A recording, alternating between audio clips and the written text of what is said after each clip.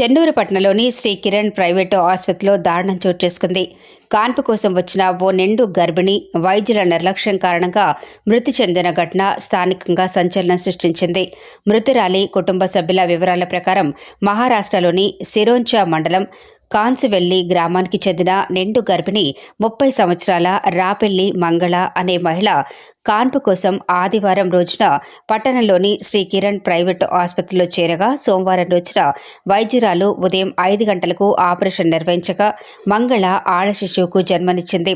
కొద్దిసేపటికే మంగళ ఆరోగ్యం క్షీణించడంతో ఆమెను మంచిర్యాలలోని ఓ ప్రైవేటు ఆసుపత్రికి తరలించగా మార్గమధ్యలోనే మంగళ మృతి చెందినట్లు వైద్యులు పేర్కొనగా ఆమె మృతదేహాన్ని చెన్నూరుకు తీసుకొస్తున్న క్రమంలో పోలీసులు మృతదేహాన్ని అడ్డుకొని కుటుంబ సభ్యులను భయభ్రాంతులకు గురిచేసి మృతదేహాన్ని వారి అనుమతి లేకుండానే మంచిర్యాల ప్రభుత్వ ఆసుపత్రికి తరలించినట్లు కుటుంబ సభ్యులు పోలీసుల తీరుపై ఆగ్రహం వ్యక్తం చేశారు.